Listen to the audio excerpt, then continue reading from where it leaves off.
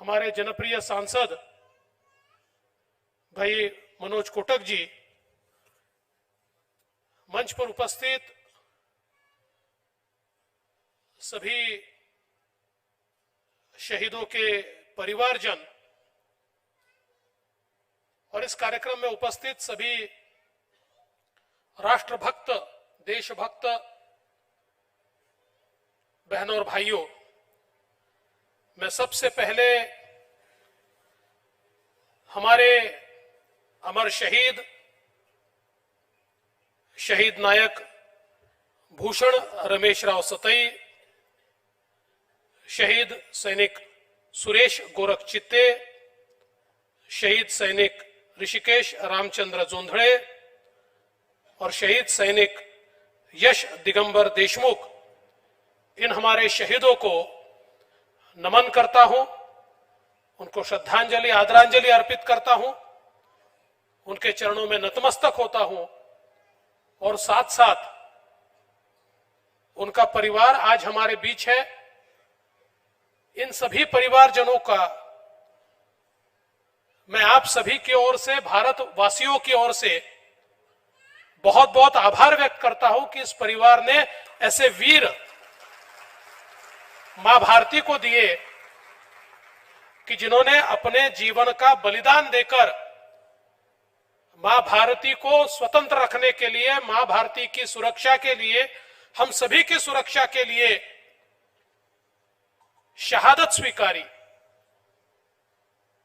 मैं ऐसा मानता हूं कि यह कार्यक्रम यह महज एक औपचारिकता नहीं है, यह कार्यक्रम हम सभी की भावना है, हम सभी की संवेदना है। एक ऐसी संवेदना है जिसमें देशभक्ति से ओतप्रोत इस प्रकार के विचार आज हम सभी के मन में लगातार आ रहे हैं। और विचार कीजिए, 20 साल के, 21 साल के नौजवान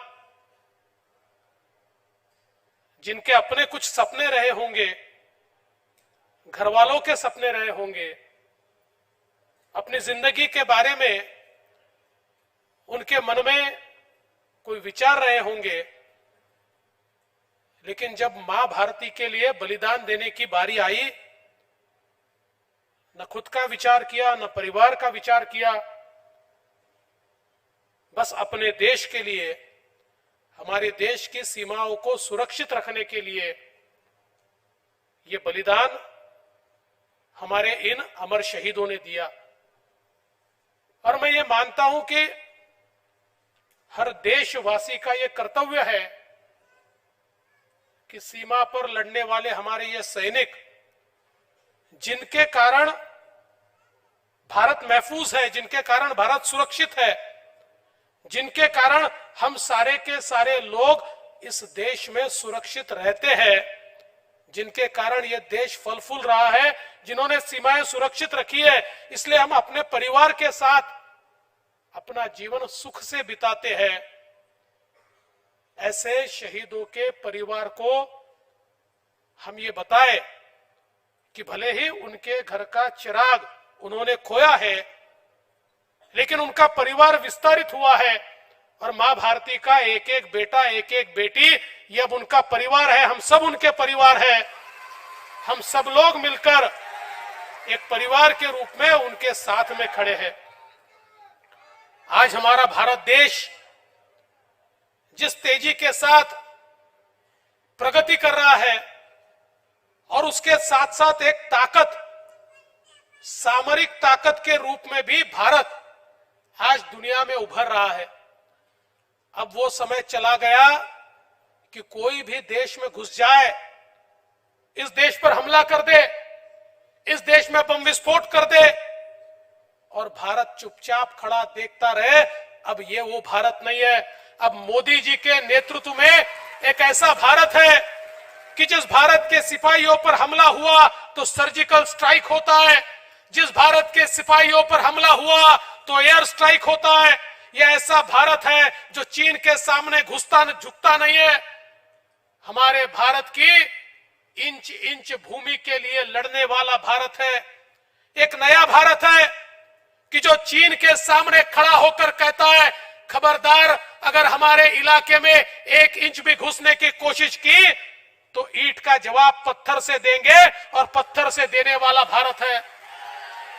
इतना ही नहीं तो डोकलाम में भारत की सीमाओं के बाहर जाकर चीन को रोकने वाला यह भारत है कि जो अपनी सीमाओं से बाहर जाकर डोकलाम में चीन को कहता है, खबरदार आप यहां रास्ता बनाने की कोशिश करेंगे तो हम ये सहन नहीं करेंगे। इस प्रकार की सामरिक ताकत आज भारत में है। और यह ताकत क्यों है? क्योंकि हमारी सेनाएं जाबाज है, हमारी सेनाओं में ताकत है, शक्ति है, देशभक्ति है। वो प्रसंग मुझे याद आता है, हम सभी ने इतिहास में पढ़ा है, जब छत्रपति शिवाजी महाराज इस महाराष्ट्र के अंदर पूरे देश को स्वतंत्र करने के लिए और स्वराज्य की स्थापना करने के लिए मुगलों से लड़ते थे, उस समय एक बार औरंगजेब ने अपने सेनापतियों को पूछा, ये शिवाजी के पास क्या है? इसकी तो मुट्ठी भर सेना है, ये मुट्ठी भर सेना हमारे हजारों हजारों लाखों की सेना के ऊपर विजय कैसे पाती है? तो उसने कहा, हमारी सेना में लड़ने वाले जितने सिपाही हैं वो तो तनखे के लिए, वेतन के लिए लड़ते हैं, लेकिन यह छत्रपति शिवाजी जो है, इसकी सेना में लड़ने वाले सिपाही देश के लिए लड़ते हैं, वो वेतन के लिए, तनख्वाह के लिए नहीं लड़ते। और यही भारत की सेना है। भारत की सेना में लड़ने वाला सैनिक ये देश के लिए लड़ता है, अपने लिए नहीं लड़ता, अपने परिवार के लिए नहीं लड़ता, तनख्वाह के लिए नहीं लड़ता। और इसलिए जिस समय महाराष्ट्र में हमारी सरकार आई, आपको आश्चर्य होगा, सीमा पर महाराष्ट्र का जो सैनिक शहीद होता था उसको मात्र 5 लाख रुपए दिए जाते थे। मैं मुख्यमंत्री बना तो मैंने पहले उसको 8 लाख किया, फिर उसको 25 लाख किया, और उसके बाद हमने तय किया हमारे सैनिकों के जीवन का मोल ये पैसे में नहीं आंका जा सकता, लेकिन फिर भी हम उनके पीछे खड़े हैं, उनके परिवार की चिंता करते हैं, ये हमको तय करना होगा। और इसलिए हमने निर्णय लिया और 25 लाख से बढ़ाकर उसको 1 करोड़ रुपए तक हम लोग लेकर गए, और हमारे सैनिकों को वो मदद उनके परिवार को मिलनी चाहिए। सालों 5 लाख रुपए की मदद मिलती थी, 1 करोड़ रुपए की मदद तक हम लेकर गए, और 48 घंटों में मदद मिलनी चाहिए, ये हमने निर्णय किया। आज मुझे इस बात का दुख है कि अभी अभी हमारे कुछ सैनिक शहीद हुए, उनके घर पर मैंने पता किया तो 15 दिन, महीना हो गया, 1.5 महीना हो गया, लेकिन उनके घरों पर मदद नहीं पहुंची। अगर हमारे सैनिकों को हमारी प्राथमिकता नहीं होगी, इस देश के शहीदों को हम प्राथमिकता नहीं देंगे, तो मुझे नहीं लगता। देखिए, जो अपने शहीदों को भूल जाते हैं उनको वर्तमान तो होता है लेकिन उनको भविष्य कभी नहीं होता। और इसलिए शहीदों को और उनके परिवारों को केवल याद करना नहीं, तो उनके साथ खड़े रहने की आवश्यकता है। दोस्तों, इस स्वतंत्रता का मोल बहुत बड़ा है।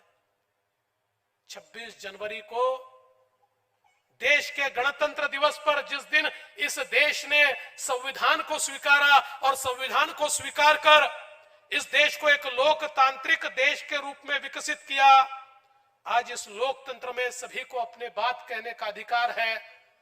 अगर अपनी बात नहीं मानती है तो आंदोलन करने का भी अधिकार है।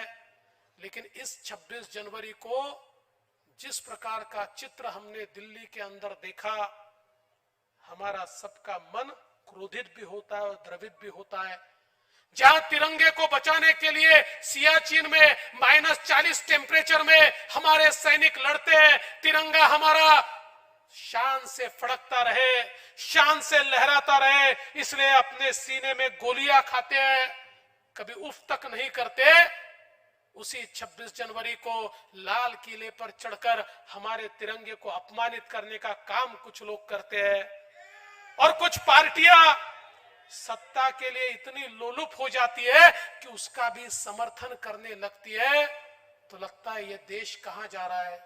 ये जो शहीद हमारे हुए, जिन्होंने शहादत दी, जिन्होंने अपना सर्वस्व निछावर कर दिया, क्या इस दिन के लिए उन्होंने किया कि कोई हमारे देश का व्यक्ति चढ़कर लाल किले की प्राचीर से तिरंगे को हटा दे और वहां पर हमारे तिरंगे का अपमान हो जाए और देश की कुछ पार्टियां उसका भी समर्थन करें।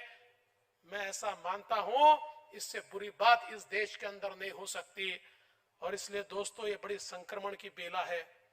जहां एक और देश आगे बढ़ रहा है, जहां एक और देश प्रगति कर रहा है, जहां एक और देश एक सामरिक ताकत के रूप में उभर रहा है, उसी समय इस देश के अंदर कुछ ऐसी प्रवृत्तियां भी है जो देश विघातक कार्य कर रही है और कुछ लोगों के पीछे छिप छिप कर इन देश विरोधी तत्वों को बल देने का काम कर रही है। आइए, आज के इस समय जब शहीदों को हम याद कर रहे हैं, जब उनके परिवारों के साथ हम लोग समय बिता रहे हैं, जब उनके परिवार का हम सत्कार कर रहे हैं, ऐसे समय हम सभी को संकल्प होना पड़ेगा। ये जो देश विरोधी ताकतें हैं, इनको भारत में जिंदा नहीं रहने देंगे, इनको भारत में नहीं पनपने देंगे। देश विरोधी ताकतों को भारत की सरजमीन पर हमको कुचलना ही होगा। और इसलिए हमारे जिन लोगों के पीछे छुप छुप कर, देखिए कुछ लोग अपनी सही मांगों को लेकर भी आते हैं, लेकिन उनके पीछे छुप छुप कर जो लोग तीर चलाने की कोशिश करते हैं, बंदूक चलाने की कोशिश करते हैं, उनको तो कुचलना ही पड़ेगा। और मां भारती का अपमान करने वाले और तिरंगे का अपमान करने वाले इस देश के अंदर सम्मानित नहीं होने चाहिए। इस देश में उनकी जगह अगर कहीं है तो जेल के पीछे है, ये इस देश के अंदर हमको बताना पड़ेगा।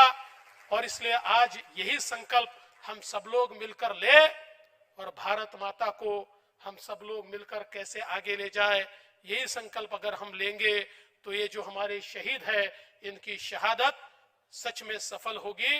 मैं फिर एक बार हमारे अमर शहीद नायक भूषण रमेश सतई, शहीद सैनिक सुरेश चित्ते, शहीद सैनिक ऋषिकेश जोंधड़े, शहीद सैनिक यश देशमुख, इनको श्रद्धांजलि अर्पित करता हूं, उनके परिवार को नमन करता हूं। और मनोज जी, ये बहुत सुंदर कार्यक्रम पिछले 5 वर्षों से आपने आयोजित किया और इस साल भी आपने आयोजित किया और इसमें आपने मुझे निमंत्रित किया। शहीदों के परिवार का स्वागत करने का, सत्कार करने का मौका आपने मुझे दिया, इसलिए आपका और आपकी पूरी टीम का मैं बहुत बहुत आभार व्यक्त करता हूं और अपने शब्दों को विराम देता हूं। जय हिंद, जय महाराष्ट्र, जय भारत, वंदे मातरम।